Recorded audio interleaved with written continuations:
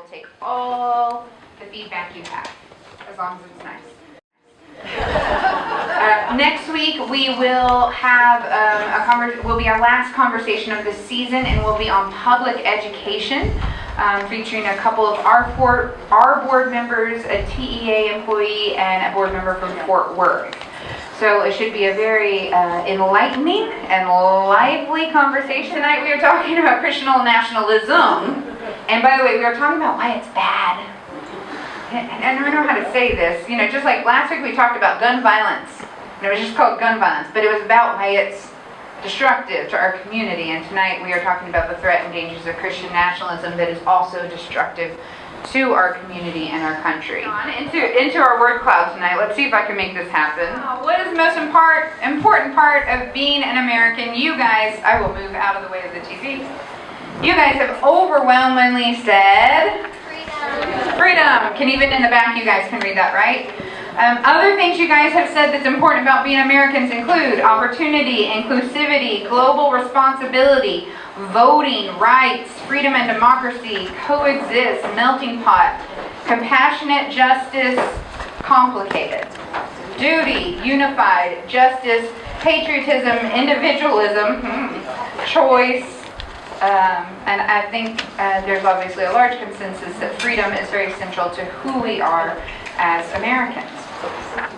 And so before we begin tonight, as I've done each week, I just wanted, and please continue to add to the word cloud. I'll put the QR code back up there if you guys want to keep adding to it. I love hearing what you have to think. So Acts is in the New Testament. At this point, Jesus has been raised from the dead. He's ascended into heaven. And now the disciples are trying to figure out what on earth they're supposed to be doing.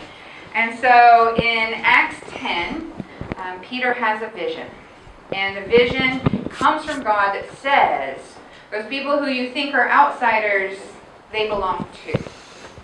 And so Peter ends up at the house of this Roman guard named Cornelius. And he gets a message from God. And this is what he says about being in that place. From Acts 10:34. Then Peter began to speak to them. I truly understand that God shows no partiality, but in every nation, anyone who fears him and does what is right is acceptable to him. There's no favoritism with God. I'm sorry, you guys are all beautiful and lovely creations and God image bearers, but God loves you all the same. And God loves the people who aren't here tonight the same. And you know what, John? God does love Christian nationalists too. And because we love them, we are here to talk about how we can help them get back on the track about what it means to be American. So friends, please know that we here at Westminster worship a God who shows no partiality. But what's important is that we try to love everyone as we love ourselves, and we love our God with all our strength, soul, mind, and heart. And with that, I'm very pleased to welcome our speakers tonight, Chris and Mindy Tackett. Raise your hand if you were here at the PWA workshop they did. All right. So we have a couple who have had the pleasure of hearing them speak before.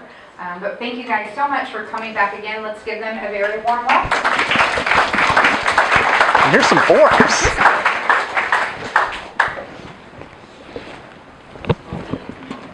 Good? Okay, is this one working? Well, this is a really nice crowd, and we appreciate all of you coming to listen to us and lend an ear to what we have to say and potentially learn a little bit from our experience about Christian nationalism. So I'm Mindy, and this is Chris Tackett. And I kind of start out by telling you about our experience, and we'll kind of get through what we have to say, and then we'll do the Q&A at the end. So Chris and I grew up in Granbury, Texas. It's just southwest of Fort Worth. We both went to school there, and we graduated high school there. We moved away and, went to college and became young adults and started our family.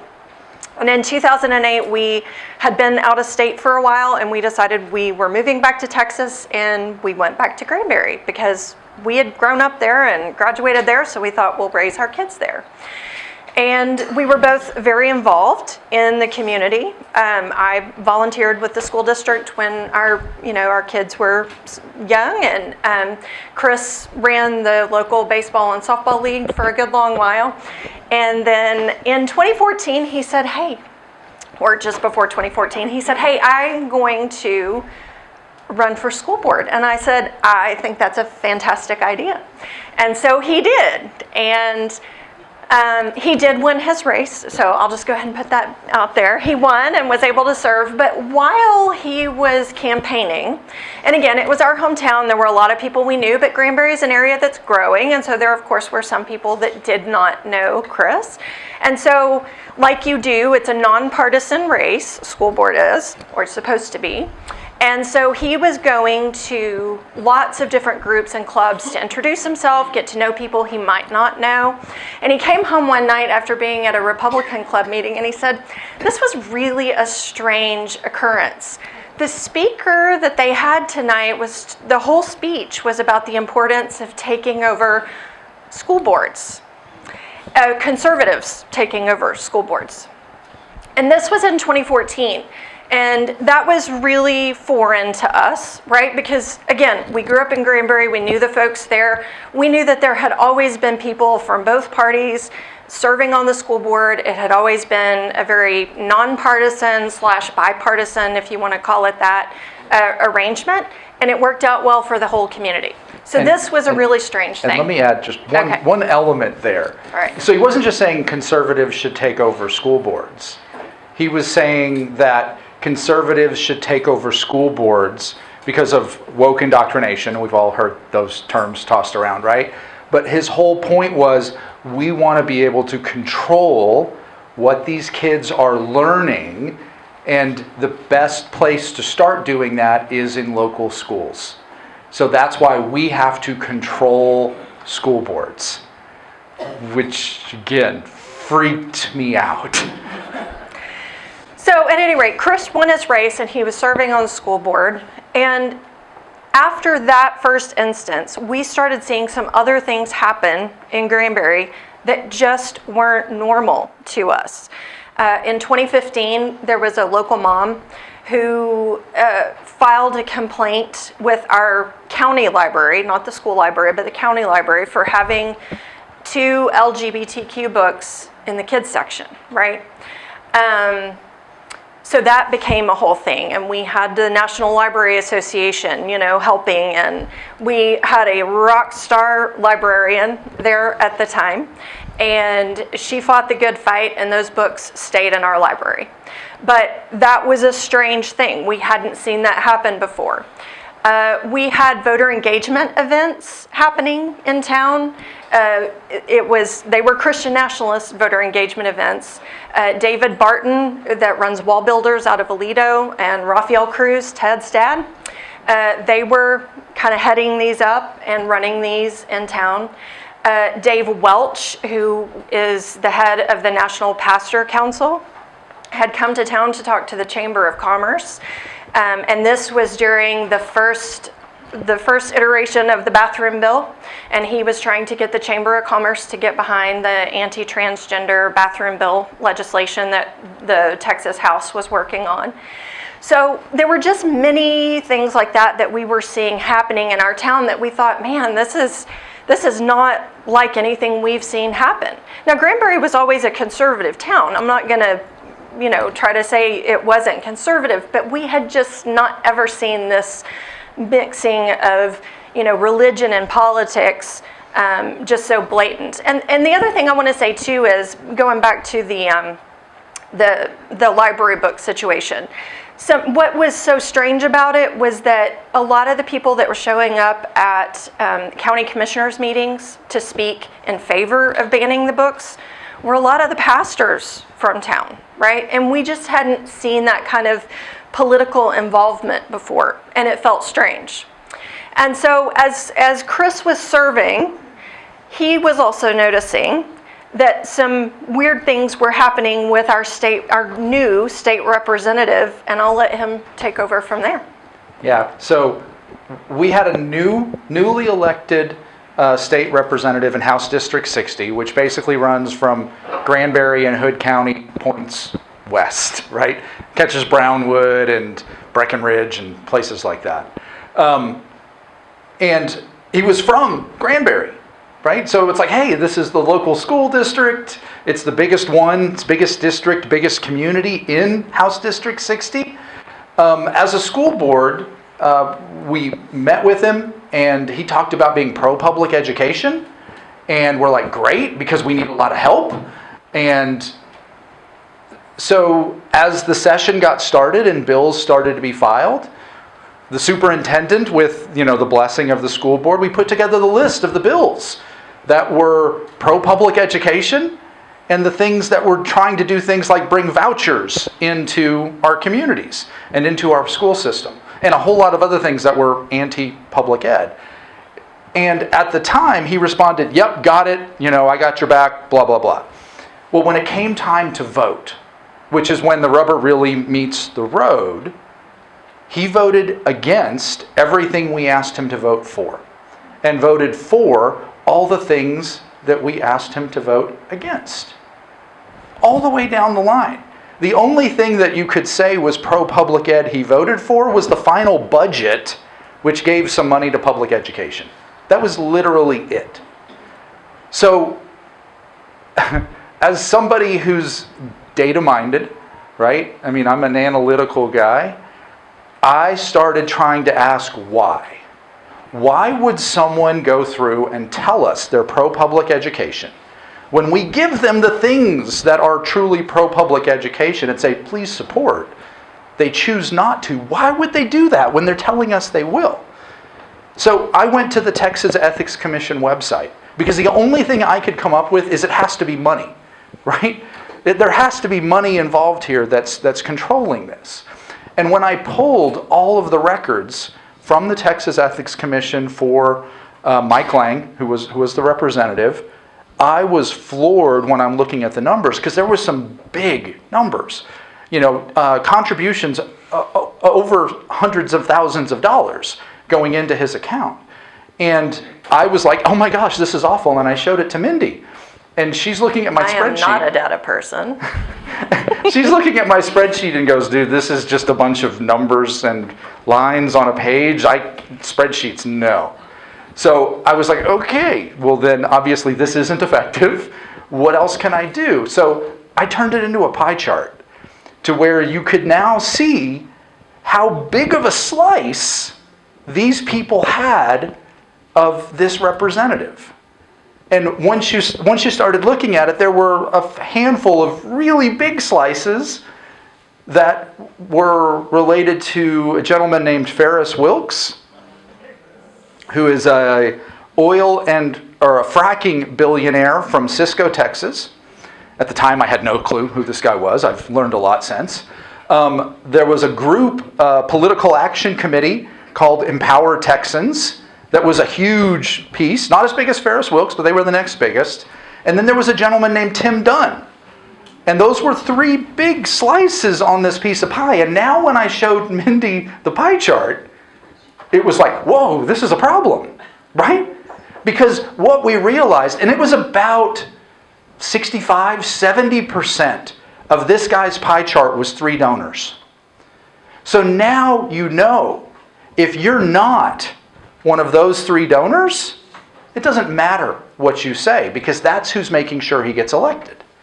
That was a light bulb moment for me. So I did the thing that people do, is I took screenshots and I posted them on Facebook and Twitter and things like that to share with my community. And people were like, yeah, that's not good. But the other thing is, people who weren't in our community started seeing my pie charts. And they were like, hey, can you make one for my rep? Because we're running into exactly the same thing. When I started to do that, I started to see the same names showing up on the pie charts. And I started pulling every record and started figuring out there was a ridiculous web of money that was pouring into state-level races, attempting to buy legislators. And it may have been legislators that were totally down with what they wanted, but were willing to, go along with it, right? And you started to see not only Ferris Wilks and Tim Dunn, but that group Empower Texans, when I started trying to look at who that political action committee was, you start seeing the donors to that are Ferris Wilks and Tim Dunn. And then you start looking at other political action committees. Texas Right to Life was almost like 85-90% funded by Ferris Wilks. Texans for Fiscal Responsibility was almost exclusively funded by Tim Dunn. The Texas Homeschool Coalition was almost exclusively funded by Ferris Wilks. So all of a sudden you realize, and we just went through primary season, right? I'm sure many of your mailboxes were like collapsing under the weight of your daily mailers that were showing up. Well, for low information voters, when they see all of these mailers coming in from all of these different groups that have names that sound reasonable, and they're supporting the same candidate. It's not the candidate sending you mailers saying support me because this is what I believe. It's 15 other groups sending these mailers out, all telling you to vote for the same person. That low information voter may take that and go, well, that's who I should be supporting, right? And that's what we have seen happening across the state. It was happening when I started looking in 2017, and it continues all the way through. And I started talking about it a lot. A lot of other people started also talking about it, and there were journalists who had written stories about it that Mindy and I looked at and was like, yes, this validates what we're thinking, right? Somebody else has seen it, but we kept making noise, and a whole lot of other people started paying attention too. And that 2018 election, after a bunch of us had made noise and really kind of turned Empower Texans and that whole network of donors, it turned into a bad word.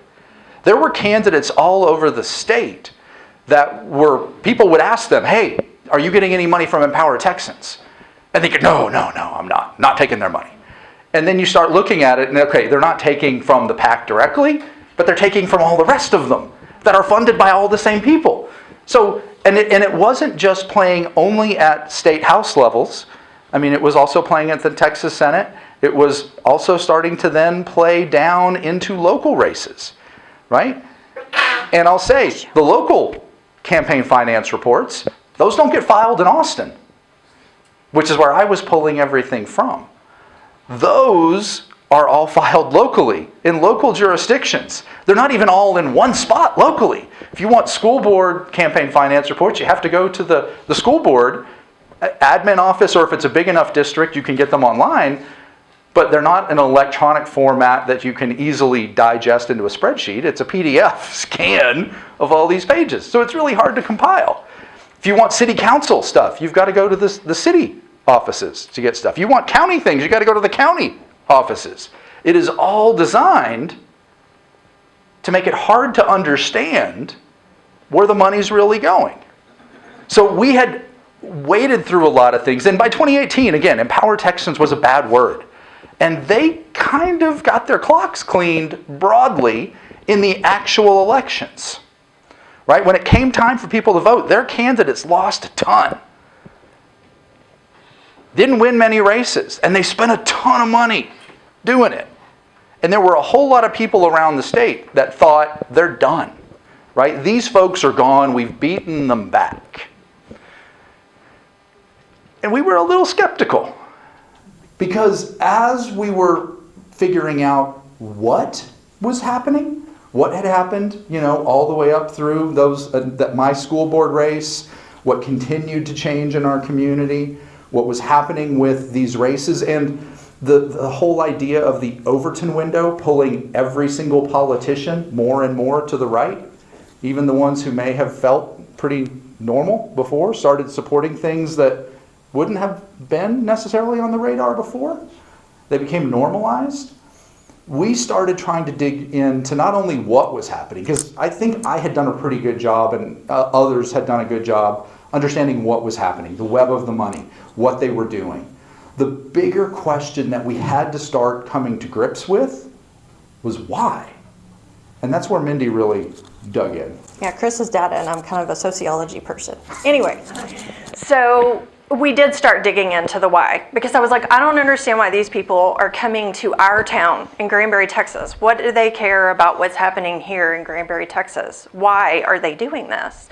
And so we did start digging in, and we started reading, and I came across some articles that kind of gave the outline of and the language for what is Christian nationalism. And that was my light bulb moment. I mean, we both had an additional light bulb moment, but that was a light bulb moment for me to think, this is it. This is the language that I need to describe what we're seeing happening here. So I'm going to tell you kind of the definition of Christian nationalism, a working definition, and then we'll discuss some more things that had gone on in our community.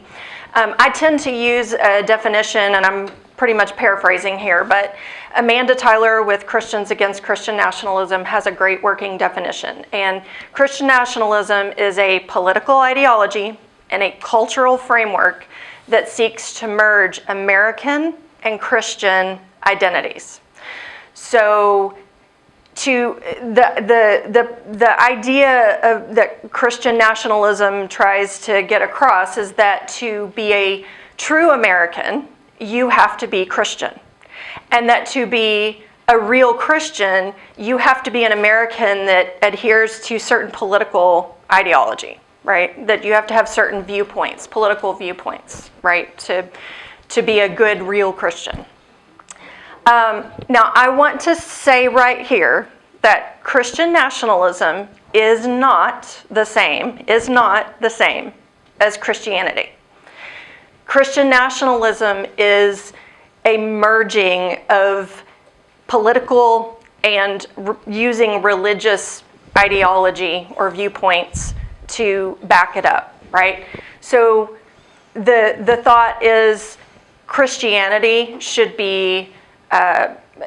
have preference in the United States above all other faith traditions or people who don't have a faith tradition, that they should get preference, or that Christianity should get preference, and that we were founded as a Christian nation, and that that's what our founders intended, and that our laws ought to be biblically informed or biblically based, right? So that's kind of in a nutshell what Christian nationalism means. So, and as we first started talking about this, we came across a lot of people, especially in our community, that would get real bristly when you said the phrase Christian nationalism, because people take it personally and think, well, you're talking about me and my faith. And not all Christians are Christian nationalists, but some Christians can adhere to Christian nationalist ideology. But Christianity is not the same as Christian nationalism. They do not equal one another. So going on to some of the other things that happened from like 2016 on. At the 2016 presidential election, one of the largest churches, arguably the largest church, it's a multi-campus church in Hood County, had organized an event called One Nation Under God for the election. And they partnered with multiple other churches, throughout the county. I think they had like 25 different churches all participating to do these in the sermon series. Yeah, these sermons leading into the 2016 election.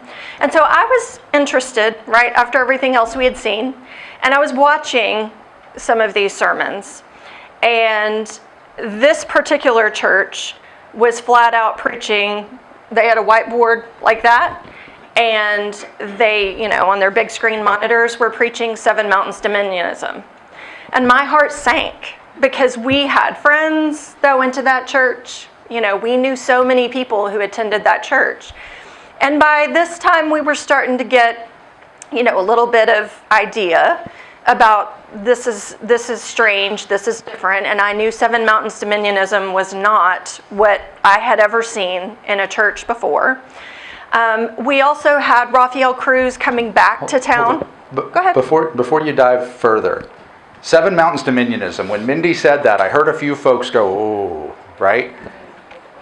We should define that for you before we go any further, just to Yeah, no, go just ahead. to You help can do them it out. now. So, Seven Mountains Dominionism is this idea that there are 7 mountains or 7 pillars of society that control culture and control nations, right?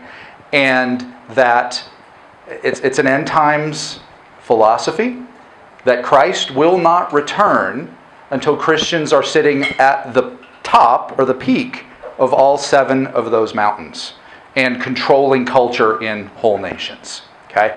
And the 7 mountains in that idea, it's the church, it's the family, which is very much about one man, one woman. It's where a lot of the anti-LGBTQ elements comes from.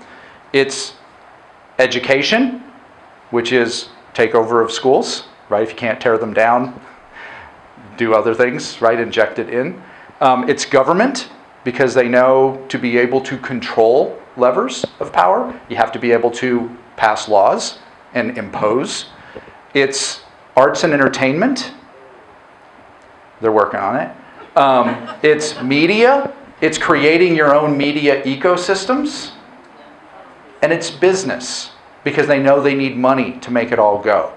So those are the 7 mountains. And to hear it preached in the regular Sunday services of what is the largest church in the community, and knowing elements of it are going out to another 25 different churches that weren't all using exactly the same message, but were all part of this sermon series.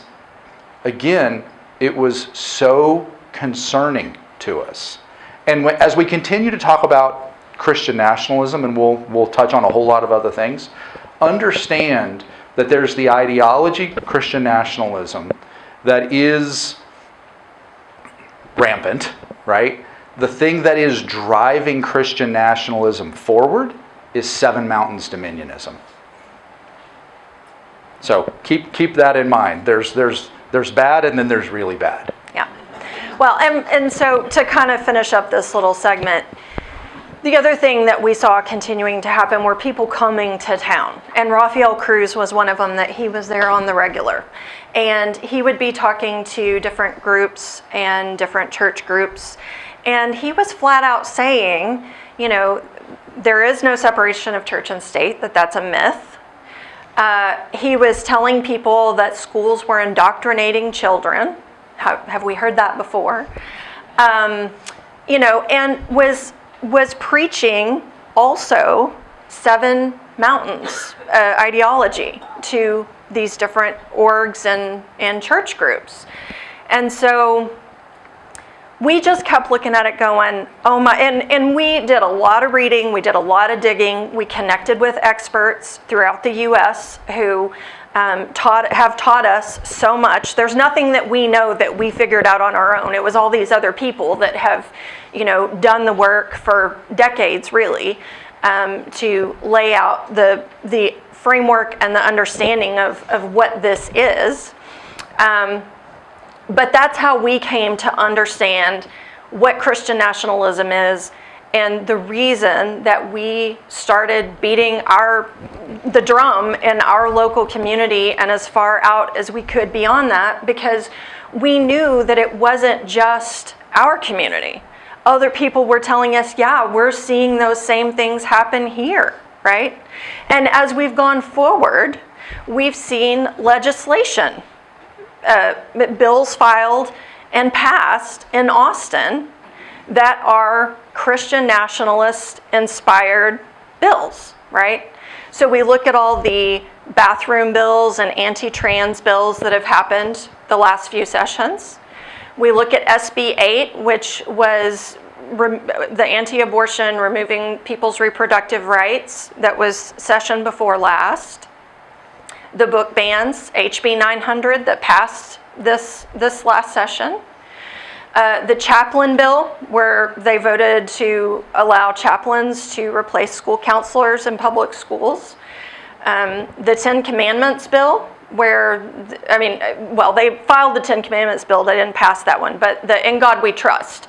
They've done a couple of different, they passed one session before last, and they passed another iteration of that this last session. So there has just been a plethora of bills that we've seen filed and legislation that's been passed. And I mean, we all also in this room probably know that vouchers, right? The voucher fight, they are coming after public schools. And so the voucher fight has been going on for a while, but it's 100% Christian nationalist in nature. And the thing is, it wasn't just, of course, a Granbury thing, right? Those voter engagement events that Mindy was talking about, they were happening all over the Metroplex, all over the state. People from out of state coming in and beating the drum loudly in those spaces, whether it's Charlie Kirk, whether it's Ben Shapiro, whether it's, some of those from those media ecosystems that have been created to amplify and pull these things forward. And I did go to some of these church-oriented voter engagement events, and I sat through them and I recorded them, and was trying to gather as much documentation so people could see what's happening and what these folks are talking about and the language that they're using to convince people that Christian nationalism, which at the time they're not calling it Christian nationalism, but the buzzwords and the language that they're using to convince people this is the right way to go, and this defines us as Americans. And the idea of Christian nationalism is to impose one version of faith on every single person in this country. Right? You may be of a different faith than but as long as you're subservient to this idea. And again, Mindy said Christians are privileged in all aspects of society. And the thing is, it's not really all Christians. It's the right kind of Christian, right? And when you think about the founding of this country, it is not to say that many of our founders weren't deeply religious. But they had seen what had happened in the 13 colonies, which were all founded with religious charters, right? Where they all had their own state religions. And there was a definite lack of religious freedom across all 13 of the colonies.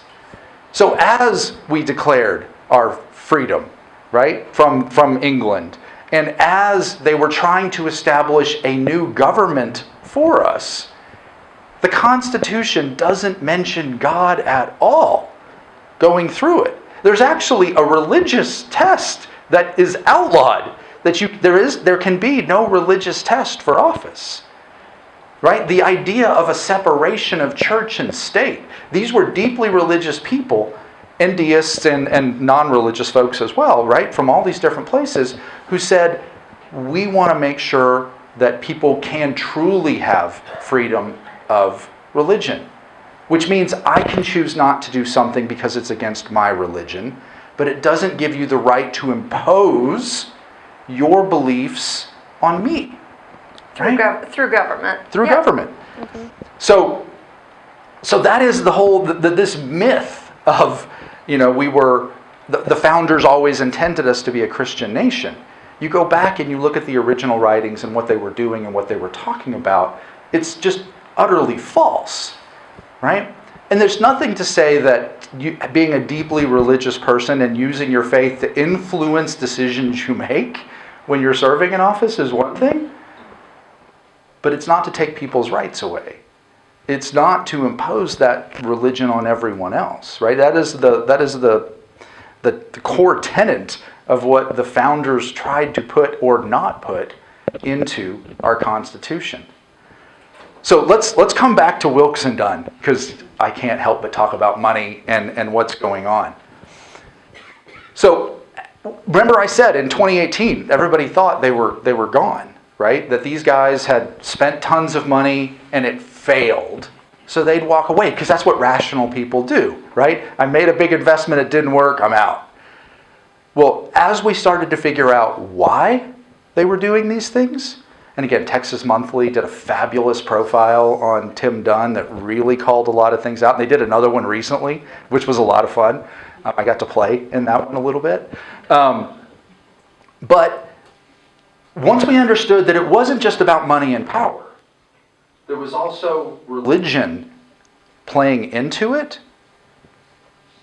It was these guys are going to retool and they're going to do something else.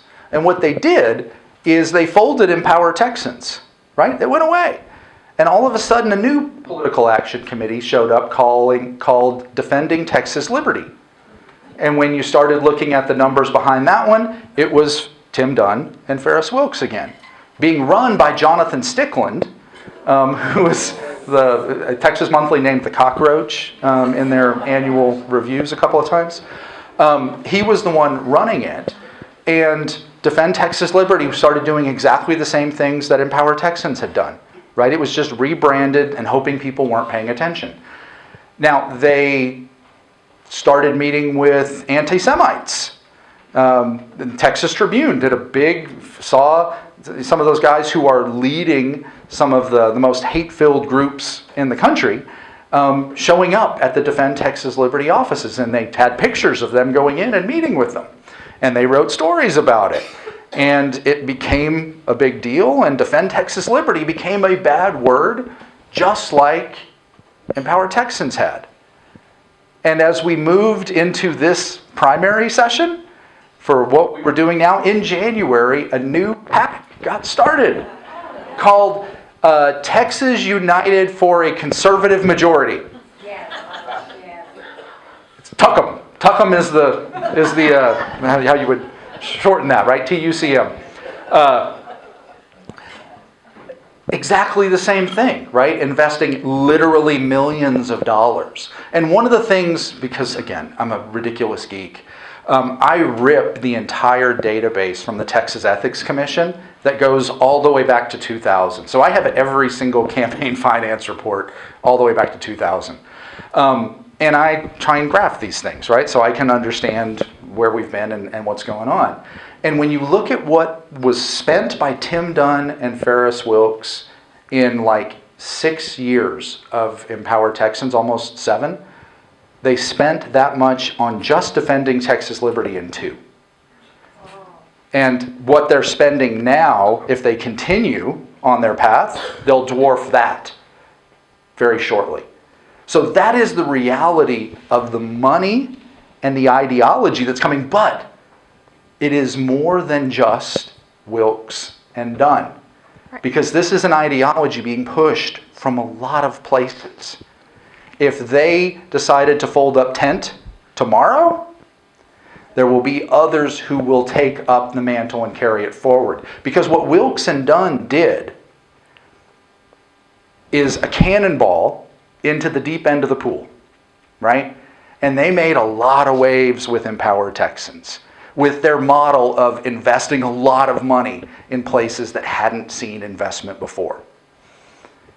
And it created ripples, right? They made a big splash, but the ripples, I talked about the Overton window and pulling everything into this Christian nationalist space. If you were going to run in the Republican primaries and you didn't believe what they believed, they were going to spend millions of dollars against you. And, just the woke indoctrination going on generally. All of that is to make people afraid of their local public school. Because as soon as you're no longer sold on your local public school, now you'll consider a voucher. If we don't fund it, we lose programs, we lose teachers, we lose campuses. Parents are now looking around going, maybe this school isn't the place for my kid. Where it has been, unquestionably before. I mean, one of the easiest places to see Christian nationalism playing out is the war on public education. It's the thing that we all see on the regular. And it doesn't stop at public ed, right? It's as you control this, it's moving to the next thing. Well, Chris likes to, I probably should be letting you say this part, but Chris likes to kind of define it Christian, and we really need to be saying white Christian nationalism, because it is white Christian nationalism. It is based in racism, amongst other things, but it is based in racism.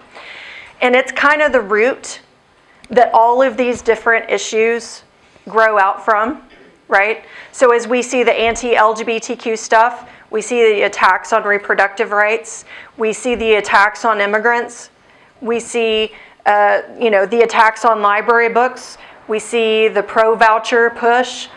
All of these different issues are all anchored by or rooted in Christian nationalism. So Chris likes to say Christian nationalism is the root of the rot. Because until we can chase down all these issues individually till we are totally out of energy, which is really what they're hoping for. But what we have to recognize in our communities is that it's not just these individual issues. It's white Christian nationalism. And that's what we have to defeat, because it is the biggest threat to American democracy. When you look at January 6th, Christian nationalism. It is the biggest threat to democracy, and until we stop Christian nationalism and this movement from taking hold in this country, democracy is in deep jeopardy. And that's true. And this, there's just no getting around that. And as we think about November, right? What is coming? There is an entire set of groups, the Heritage Foundation, Focus on the Family, literally a laundry list of extreme organizations have partnered together to write something called Project 2025, right? And their intent is to basically tear down as much of the federal government as possible and replace it. There's bullet points in it that speak to implementing Christian nationalism across the country. But it only happens if one party wins, one candidate wins. So understanding, and I won't delve too far into Project 2025, but go Google it, and it will freak you out for what the plan is. Google it, though, to educate yourself. Right. We don't want you to leave feeling like, oh my gosh. We want you to be feeling empowered and educated. So do Google it and do read about it and do your best to understand what it is, because it is really, really important. And the thing about Texas is, especially this area of Texas, north central Texas, but Texas in general, we are absolutely an epicenter of the nation for Christian nationalism, because most of the main leadership folks live right here. So it's coming from here, right? Colorado Springs, you've got some areas of California, but Texas, we're where it comes from. Now, I know we've got to get to questions, so I just want to say this before we kind of move on to that section, and then if you have anything else you need to say, but I do want to leave you all with some good news. When we first started talking about this, we were completely, you would have thought we had 3 heads and were painted purple. And we kind of became social pariahs in our town for talking about it, right? Nobody knew what it was. Everybody was offended. People would bristle and not want to have any kind of conversation. And look where we are now, right? People are talking about it. The media is finally talking about it. You can turn on the news now and hear people discussing Christian nationalism. That is a huge step forward. Now, we have a lot of work to do, right? But it's groups like yours and each of you going out into your circle of influence and having these same kind of conversations, right? That's how we defeat it. And everybody has to go vote. You can't just be registered to vote. Everybody has to show up and vote, right? So those are things that, as we kind of close up, we leave you with to say, it is getting better from where we started back in 2014. And the more people that are educated about it and the more people that decide religious freedom is really important to us as Americans and as an American value, the better chance we have of holding on to democracy. Because I think probably you're all here because you appreciate a democratic republic. I know people like to say. Or constitutional republic, yeah. So anyway, and then we'll move to questions. Yeah. Well, y'all, can we get a round of applause, please?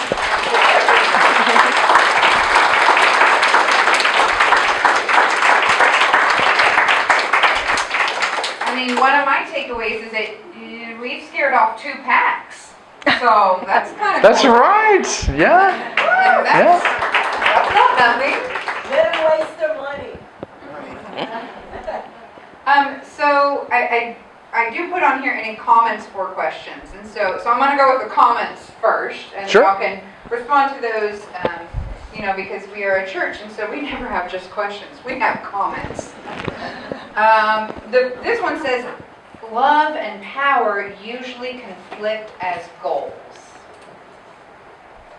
And when I think about you talking about representatives being funded, that I think that's what you're hearing is this inherent conflict between maybe what they believe and then what's going to keep them in office. It is about power, yes. No, go ahead. I'm just saying. I'm shouting. It is about Mindy power. says it is about power as well. I think for some representatives, right, there's the conflict between what do they want to do. Other representatives are whole hog down with this.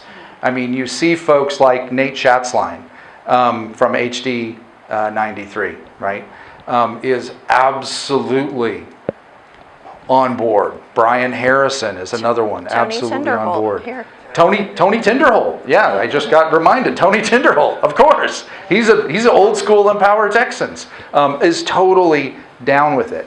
So there is, like with everything else, there's a spectrum, right? There are some people who are down and they'll take the money and ramrod it because they want to. Others will take bad votes and they will tell you it's to try and fend off that big money challenger, right? And they'll take a lot of bad votes trying to maybe make a couple of good votes along the way, but what ends up happening is rights get taken away from people, right? They're voting for things rooted in Christian nationalism to then, they're basically in some cases making value decisions on these rights, these individuals, whatever, are less important. And I'm gonna vote yes on this one, but I'll vote no on these others, or vice versa. So it's definitely a spectrum.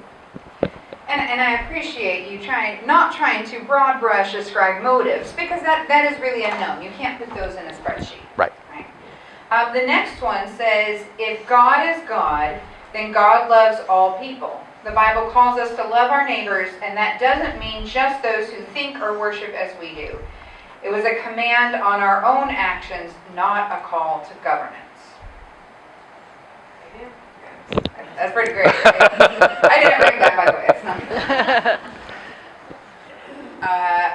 Observations. We are a multicultural and multi-religion country. I think of, I know y'all are Granbury. Y'all are in Fort Worth? Yeah, Arlington. we got out. Yeah. But I was going to say, if you don't know, Arlington is a minority-majority city. And so all you have to do is look at our Unity Council. I sit on the city census committee, and so I can tell you guys, I've never been in a more diverse room. Representations from all kinds of communities in Arlington. And so I think that's really important to remember for us, particularly in this city. Front. I I am a Christian, but lots of good Americans are not. There you go. And to where Mindy kind of took this towards the end, Christian nationalism and being a real American have been codes for white only since the 1800s. That's right. Jesus welcomed all who did good works, even if they were not members of his group.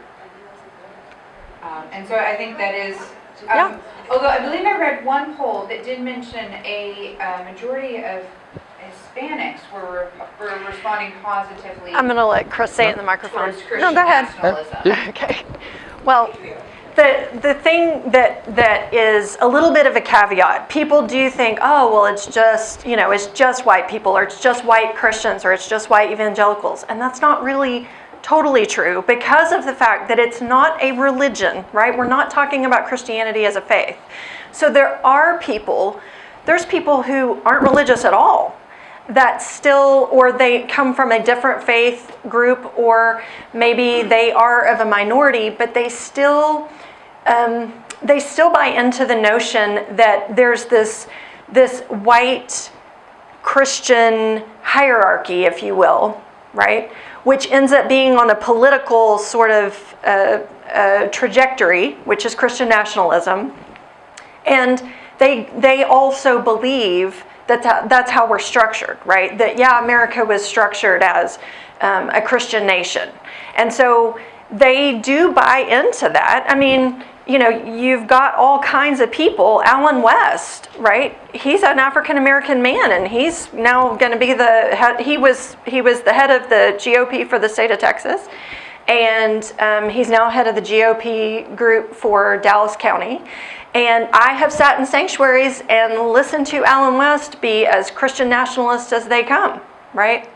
And so he's all in on this ideology. So, and you're right, there are a lot of Hispanic Americans, Catholics usually is kind of some of where that comes from.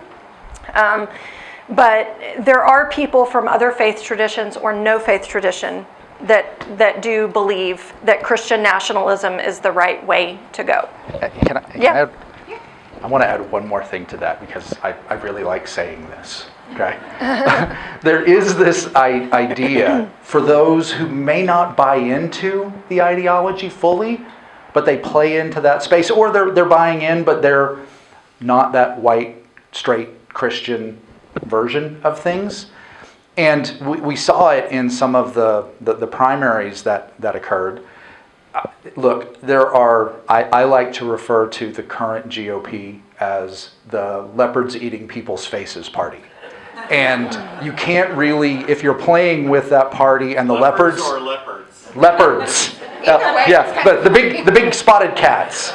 And so you can't really, if you're playing in the leopards eating people's faces party, when the leopards decide to eat your face because you didn't buy into every single thing they wanted you to do, you don't really get to cry about that, because you were participating with leopards eating people's faces. I'll still have compassion for them.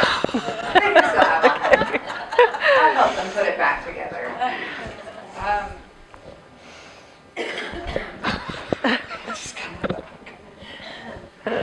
Oh, I know what it was. And so okay. Has anybody here seen Dune 2 or read the Dune books before? We read them here in one of our Sunday school classes. I just saw Dune 2. So all I keep thinking about as you're talking is it's like there's this element of true believers in that this is going to save us. And then there are some who want to be close to it for the power and privilege that comes along with the right Christian, male, straight, college-educated hierarchy. And then there's those who see it for what it is and are using it for power and for personal gain. That would be true. Anyway, go see Dune 1 and 2 if you've not. They're fantastic commentary. All right, there's my guy right there. This is a magnificent topic for discussion. I'm very glad that you decided to cover this topic. I think our country has become quite confused about Christianity and America.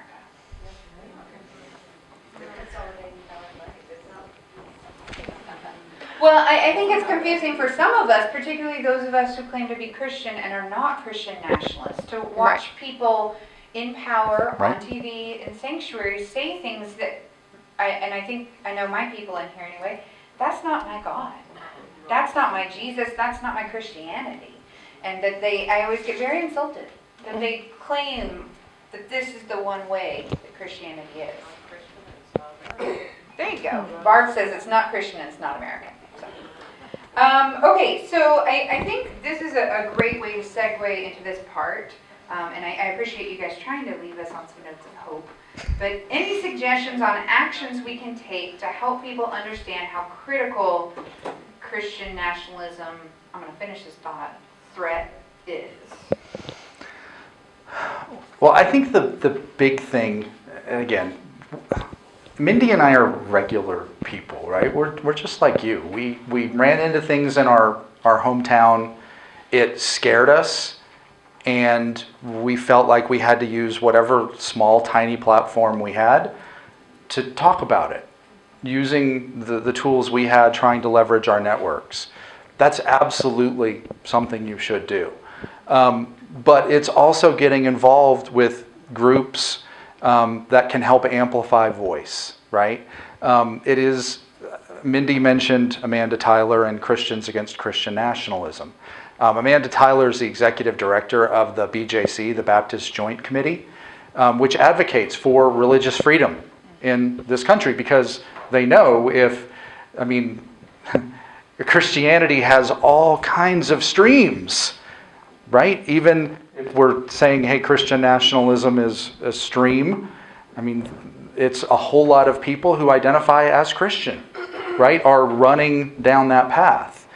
It's when you start to dive into those things, the BJC and Christians Against Christian Nationalism say, look, we don't want faith imposed on anybody because all it takes is somebody else being the one in charge who is of a different faith or a different stream of the faith, and now that's being imposed on me. So let's not impose faith on anybody. So it's a fabulous organization that's doing a lot of work trying to organize in different places around the country. They've got a pretty good social media presence, trying to help educate, connect with people like them. Also, there are so many good books out there to help you understand more than just Mindy and I standing here talking. The questions you guys answered on the pre that talks about, your strongly agrees to strongly disagrees, those are very closely associated with a book called The Flag and the Cross, and before that, there was a book called Taking America Back for God, written by sociologists who study this stuff. And what they figured out is there's a spectrum of Christian nationalism, right? And you go from, as you think about the way you answered on those questions, right? Strongly disagreeing with those questions puts you on a rejector type spot. You're rejecting Christian nationalism in all aspects, right? As you move into just disagree, right? And that's your overall average. You're in a resistor where you're not necessarily going to push it away all the time and you're going to not say it's good most of the time, but there may be some little trickles that come in. Cool. There's accommodator. So if you're mostly agree, you're accommodates. And then there's the strongly agrees. Across those 5 questions would put you on an ambassador type space where you are actively advocating for these principles and these ideologies. So I loved those questions being on there because it allows you to self-reflect on where do you personally stand across that spectrum. Because again, it's never one or the other. Everybody's lived experience, the people they've engaged with, the online groups they're a part of, all of that influences how you see the world. And it's up to us to start trying to impact our spaces and our world. Tell them about the website. Oh, okay. I'll tell them about the website. Tell 'em about the website. So, Chris has put together, you remember I'm not the computer data person, but Chris has put together a website. It's all free. It's called seeitnameitfightit.com. And we have gathered the different books and articles and resources there that you can, it'll tell you which book should I be reading about this? How did they know? And we have everything gathered there for you to be able to access and read articles, whatever. You can find the books. The other, see it, name it, fight it, right? You have to, so to beat Christian nationalism, you got to see it and understand what it is, right? And then you have to name it. You have to call it what it is. It's white Christian nationalism. And then we go fight it, right? So the website is seeitnameitfightit.com. So you can go there and find different resources that we have used over the years to learn. You'll be introduced to a lot of the experts that have done this work for literally decades. And the other thing that you can access there is Chris's money website, which again is all free. He maintains it, so anybody in the state of Texas or outside of the state of Texas can go in there and you can put in your representative. You can look up a PAC. Anybody who has taken money, donated money, whatever, you can get the information you're looking for. And the last thing that's on the website, What's the name of that website? see it? No, the money one. Oh, Well, there's a a link. link to it. If you get There's to a link. see it, name it, fight it, it's there. Yeah. And right next to the link to the money website is a link to the YouTube video of the Deep in the Pockets documentary that CNN did a year or two ago. Mindy and I had the privilege of participating in that as well. So you'll see our faces show up in a little small segment.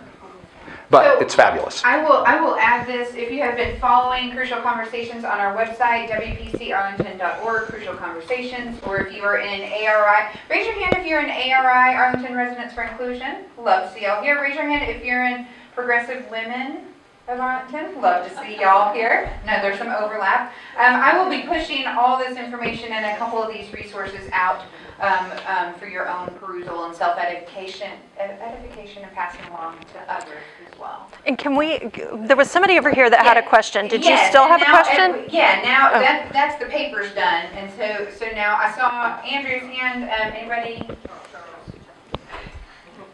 Back in the 80s, I was in law school, Christian Legal Society. I was the token Presbyterian of a bunch of Pentecostals. I will repeat it into the mic. I was trying to speak up. Back in the 80s, I was in law school, Christian Legal Society. I was the only Presbyterian. A lot of great folks, mostly Pentecostals, fundamentalists. After law school, I started seeing them hang out with David Barton and taking all sorts of courses with Bill Gaither. Was he a Dominionist? Bill Gaither. So Charles is reflecting on his time in law school when he was part of the Christian Legal Society, and he was the token Presbyterian and with a bunch of Baptists. And Pentecostals. And Pentecostals, and was mentioning Bill Gaither. Was he a Seven Mountains guy? I don't know if he was Dominionist. No, I don't know if he's Dominionist. Now, I will say that when you look at the concentration, again, I don't want to pigeonhole anybody, right? But when you look at the concentration of where the folks who are most active in these Christian nationalist groups are coming from, they do come from the Southern Baptist groups. They come from Pentecostal groups. You do have a lot of Catholic influence there, lots of people involved in that realm. Again, you have people who have nothing to do with Christianity as well, or are of a different faith tradition. But when we talk about the money being a web, man, when you start looking across the United States at the different groups and organizations and people who have been involved in this, going way back, right, decades back, it's also a very intricate web of people. So, but to say that individual person is a Dominionist, I couldn't say that. Yeah, and that's not a name that I've jumped into or seen heavily. Well, this is 30, 40 years ago. Right, and that's the thing. So I'm less I have less expertise I'm in familiar that with space. Bill Gaither. I just couldn't say he's a Well, and what I Dominionist. hear Mindy saying though is that this is not a new thing. Oh. No, no. You know, y'all said what, 1954? Yeah. So I mean, this has been around a long And time. Governor Perry was a Dominion. he absolutely was. Yes. Yes, Rick Perry. He invited it into our state. I mean, what, Texas Observer? Yeah. Did a fabulous article. Rick Perry's leading us into the arms of God or something like that. Years ago. And connections with the New Apostolic Reformation, the NAR.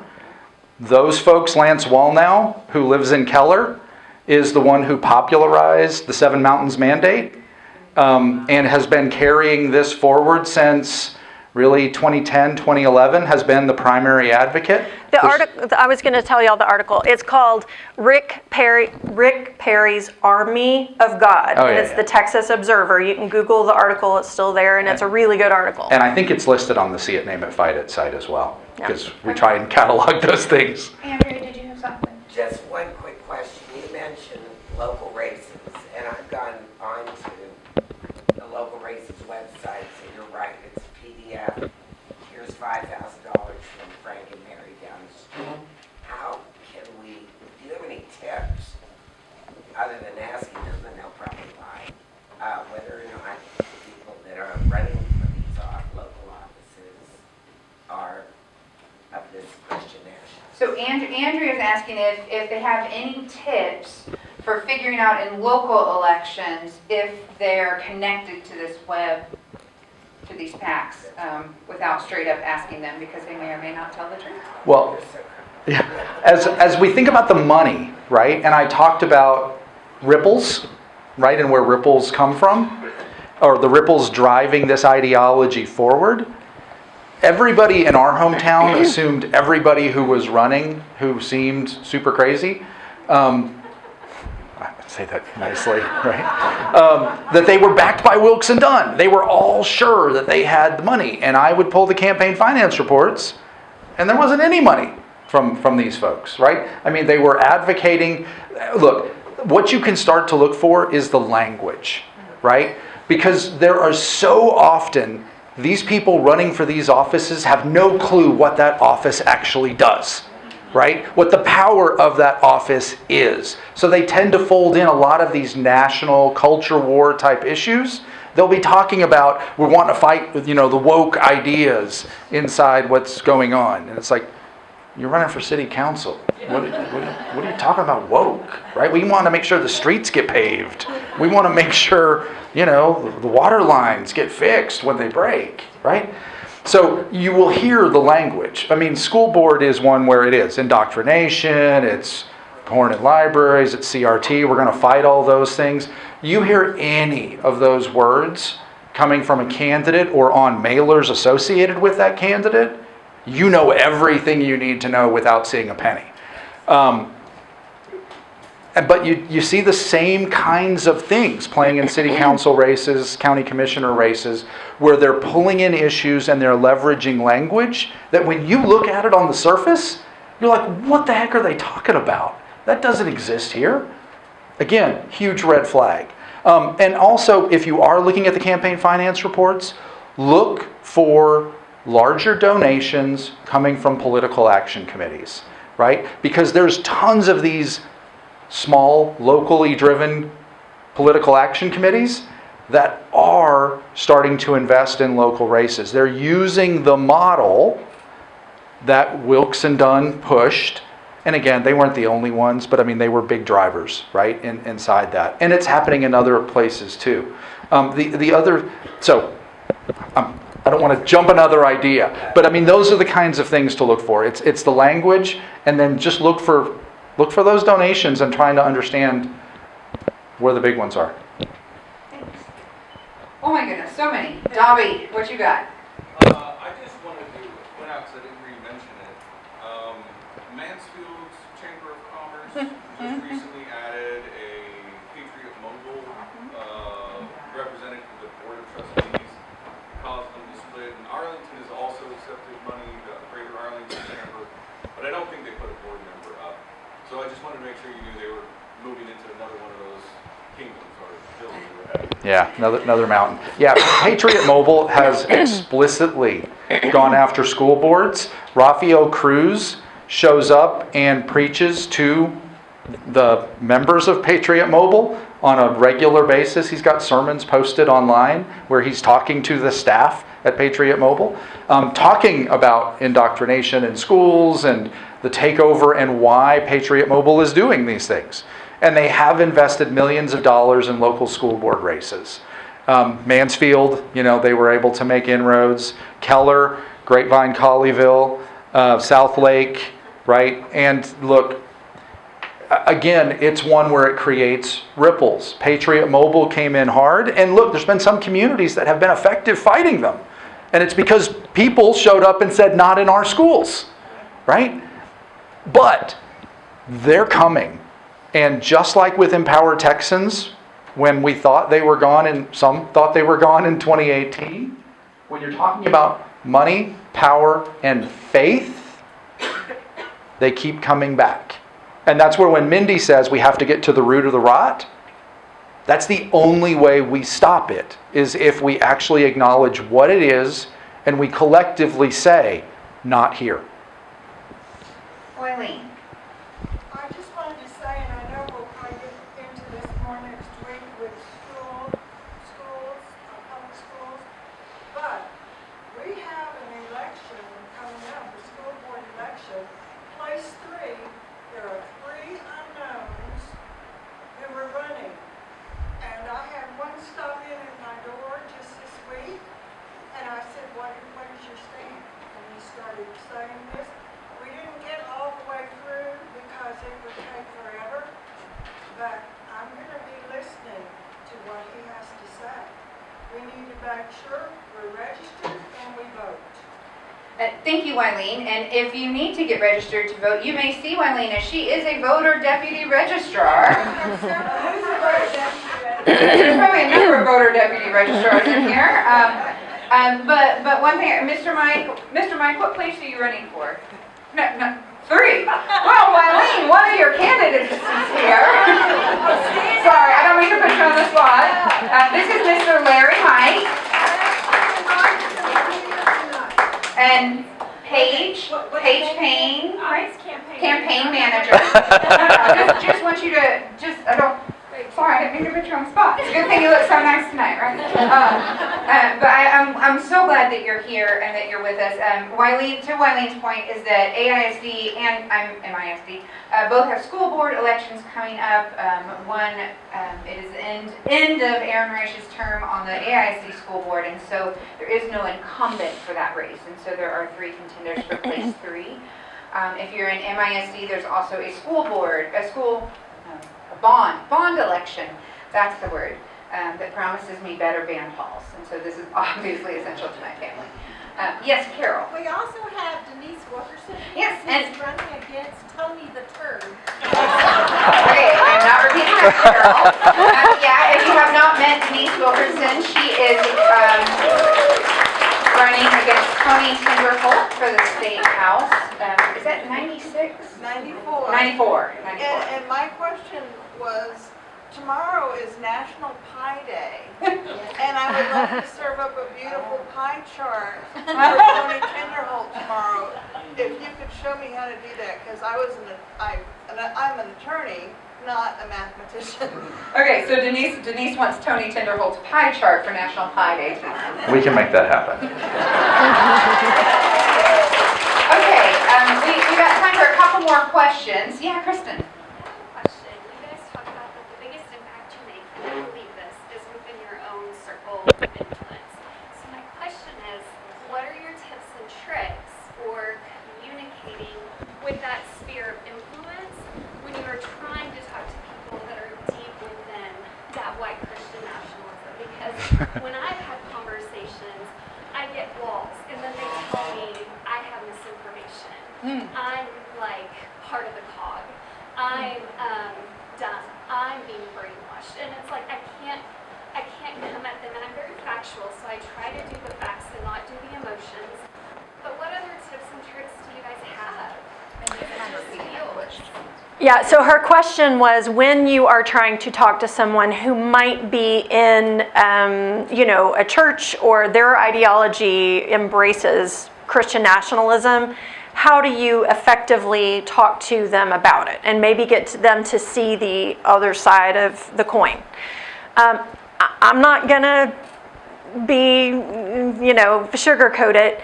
For some people who are deep adherents, like they are true believers, you're probably not going to move them. And that's just the reality. And I hate that, but it is the reality. And it's really hard to combat when somebody's, especially if they are getting it from their church community, it's really hard to combat that. And I'm not going to lie about that. But there are also a lot of people out there who maybe haven't heard about it before, or maybe they're on the fence. I think one of the most important things is to make sure people understand it's not the same as Christianity, and you're not attacking anyone's faith, right? It's so important for people to understand that, because we had a really hard time talking about it when we first started talking about it, right? Because people do get bristly. Like I said, they feel like, oh, well, you're attacking me. I mean, I'm a Christian and I don't, but that's not what we're saying, right? And I think too, to put the shoe on the other foot for them, how would you feel if somebody from a different faith tradition, which has actually been talked about a lot in this country, but if somebody from a different faith tradition was stepping up and saying, well, I'm Hindu, and these are the things that I believe, and I think that our government should reflect all that, and the things that, right. No more burgers. Right. No more beef. Right. And that's just going to apply to everybody, because that's what I believe for my ideology, right? Or my interpretation. Because like we said before, not even all Christians have the same interpretation of Scripture. So those are the things that we have found to be effective. But the truth is, if they are deep into it, you might not move them. And again, remember, it's a spectrum, right? Right. When you're talking about those ambassadors, right, the ones who strongly agree with every one of those 5 statements, you're probably, and it won't take you long to figure out that they're not listening. Then look, to me, it's the pivot, and let's go focus on somebody that maybe is an accommodator who's willing to listen, right? That you can help move just a little bit. Now you're effective, right? Because they don't need to necessarily go along with everything, but they just need to understand and not go along with that, right? That's the whole thing. Well, and Kristen, don't be afraid of emotion. I don't want to be, I think it's really important, as we're talking about this, facts are really important to nail down where the money is coming from, this and that. But it's also important because faith is so connected for many of us to our emotions that I think coming from that place can be effective too. Ask anybody who's had to sit through a very heady sermon from me. I wish I had a little more of it. Yes, ma'am. Has what goes on in the national level, like our Supreme Court, for instance, has that made things more difficult? Yes. Yeah. The question was, as at the national level, when we see things like the Supreme Court, has that made things more challenging? And the answer is absolutely yes, right? And again, I'll play very political for just a moment. When Donald Trump was elected in 2016, right? Donald Trump is not a Christian nationalist. Donald Trump is an egoist who is only about Donald Trump, right? But what Donald Trump figured out very early on is there were these groups that would support him and elevate him. So, Okay. yeah. Well, it's 8:30. Oh, can I just say, Yeah. real quick? I have warned Chris and Mindy about this, but I have said that they can stay as long as they want, and we'll continue talking with you as long as they want. But for those of us who, even on spring break, have bedtimes to get home to, and I'm talking about my own, we do. You have some handouts. I do. Christians Against Christian Nationalism. To your point, I have spoken with people a little bit and run into a couple of neighbors who didn't know about Christian nationalism and voting Republican. And so I made some flyers, like, cool, I'll be right back.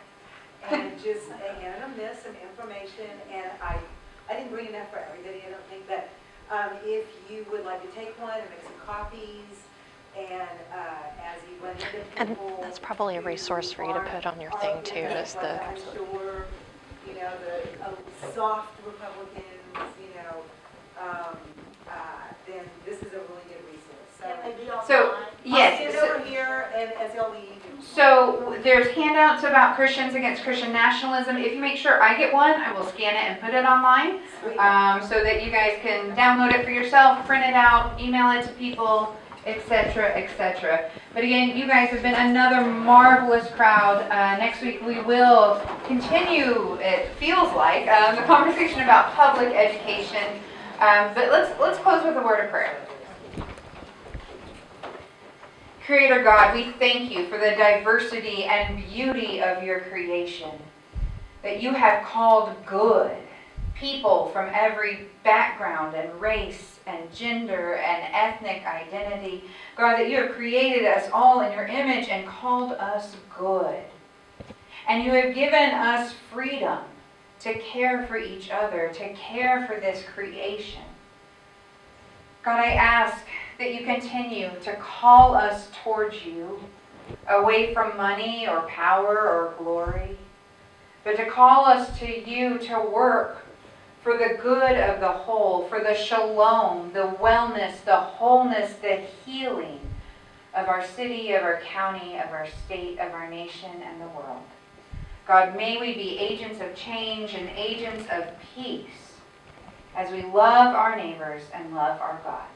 We pray this in the name of Jesus. Amen.